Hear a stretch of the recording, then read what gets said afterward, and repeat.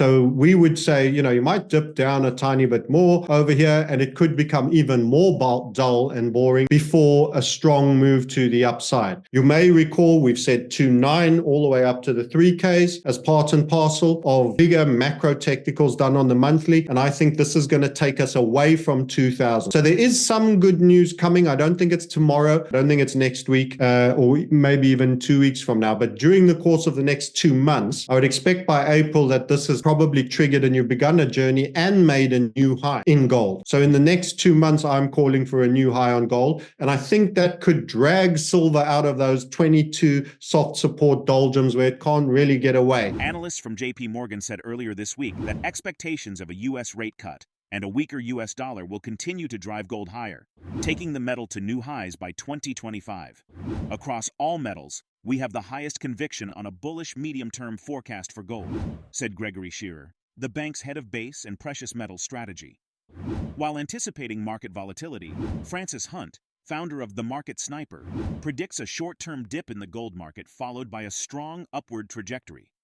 He mentions using a drawing tool to indicate an upside target, projecting a new high in gold, reaching $3,000.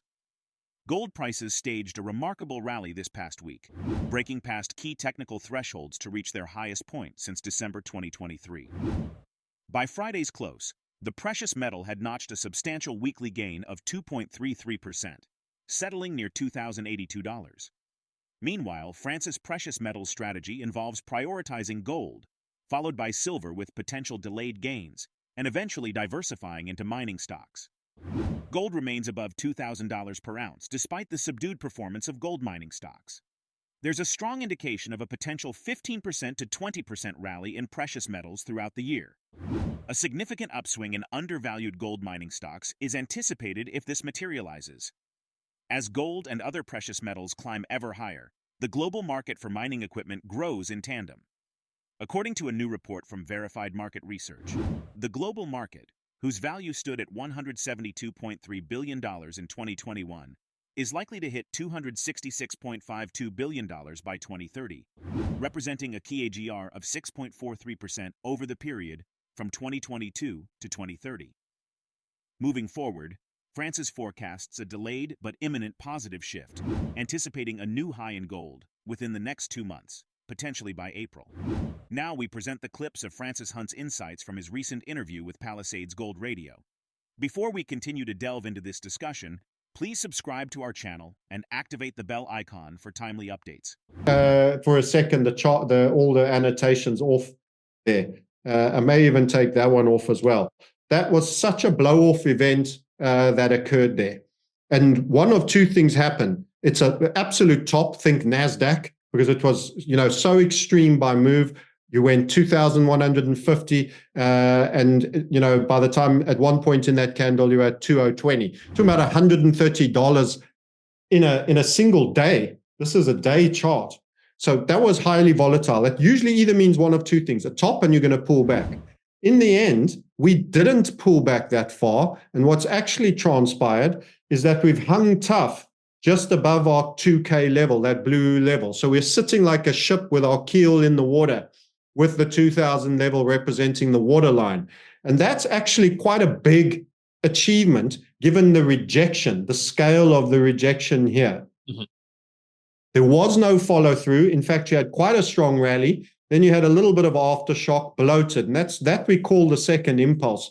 And this was the first. So that was very much a church's steeple in terms of how sharp and violent it was. Peak volatility. The bloated impulse, so that is the second fat, round Homer's belly type impulse, actually is the dissipation of some of that volatility. So it's kind of like, you've been struck by lightning. You need to be put in the ground and let some of that earthing occur. And the bloated second impulse has done that. And again, it just fished very lightly between the 2K mark and was brought back up again after dipping deeper over there. So overall, this structure points to a squeeze for us, a volatility squeeze. And that's how you get beyond the 2K. So we're sort of perched on it like a bird on a washing line where the 2000 represents the line. And now we're shaking out that negative volatility, and it's being slowly becoming more boring. But this is a precursor, I think, to an upside move. So we would say, you might dip down a tiny bit more over here, and it could become even more dull and boring before a strong move to the upside, which was why I had that draw tool on indicating an upside target. You may recall we've said 2.9 all the way up to the 3Ks as part and parcel of bigger macro technicals done on the monthly. And I think this is going to take us away from 2000. So for people that are not inclined to trade, you're not badly positioned if you're stacking your gold. I mentioned there's some good, within the next 2 months, I see it breaking to the upside, and you're going to go deeper into the 2000s with an upside setup. On balance of probabilities, we think that breaks up and away from the 2000 level that boat is kind of sitting a little bit keel deep in for the current moment. And that's a positive outcome. And I think the knock-on effects will eventually ring through into silver. But again, patience is required, and eventually miners. So the firing order, and I have to go over this in the crypto markets for the younger guys there, but I probably don't have to for gold. But the first runner is gold. You must hold gold. The biggest runner is silver, and it lags. But then it will go absolutely mental, but you will feel out. You can rotate into silver. Gold is the Bitcoin of the crypto market, only it's Bitcoin that's mimicking gold instead of gold mimicking Bitcoin. And you need to be in it, and it will be strong. And then, as I say, the roll in the order, the firing order of this engine, this V8 that we're looking at with the cylinder numbers that give you the firing sequences, rotate some of your gold into silver as second stage, and rotate after that some of it into miners. So that's the point that they will fire. And then you'll get a bigger run out of the latter two, but you won't sit twiddling your thumbs for nearly as long, and your gold will have gone up. So you'll be putting a bigger pot into the silver and the miners later. During the interview, FrancisHunt was disappointed with silver's performance, citing a soft floor at $22. Despite challenges for silver holders, he sees potential buying opportunities, especially in silver miners. April gold this morning is up plus 12, 6 plus 0, 61%, and May silver is up plus 0, 0.80 plus 0, 35%. Precious metals this morning are moderately higher, with gold posting a 4-week high. On the bearish side, silver prices were undercut after the U.S. February ISM Manufacturing Index contracted more than expected, and January construction spending unexpectedly declined, which was a negative sign for industrial metals demand. Also, gold remains under pressure from the ongoing long liquidation of gold by funds after long gold holdings in ETFs fell to a 4-year low Thursday. Regarding the gold-silver ratio, Francis is concerned about the current ratio imbalance and believes a true shift to a gold bull market will only happen upon breaking a larger red line. Let's get back to the interview. Let's pivot to something that's really been disappointing, given something that's going up. I feel silver's been the great disappointment. The one thing I can say technically about it is that there is a soft floor under this 22.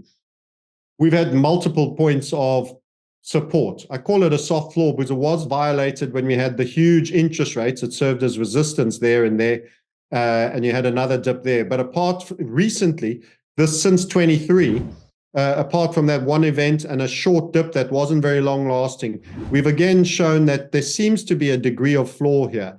Had a little bit of a falling wedge. We broke out of it, a little bit of a return move. I can have a look at that. But it's a little bit of a struggle on silver, and it's a hard hold for many people. And that's not talking about the miners on both commodities, but particularly the silver miners. I'm glad not to be a holder anymore of First Majestic, but at some point that becomes a very interesting buy if we start to turn. So we have broken a falling wedge. We're having a pullback move. I think it will drift up generally, and I'll tell you why. Because it's God market, it's boss, it's older brother. Gold is looking a little better. Talk about those two things. People also want to talk about the gold-silver ratio. And we've highlighted how the action starts when we get out of this channel. And our suspicion is that action should be a break to the downside. However, if we were to get a demand-destroying event, which this economy and the share market, it could very well be due, you could, in fact, first see a flush out to the top. But this channel has bedeviled the metals for most of the time. There was a short spike there, but since we've been talking to each other, we've had cry wolf moments countless times that we might break out the bottom, and we are on the high side here, highlighting the weakness of silver and the fact that there's doesn't seem to be too much support yet for silver, and it's not holding a gold-silver ratio. I think someone did a great YouTube showing $5,000 in gold coins and silver coins.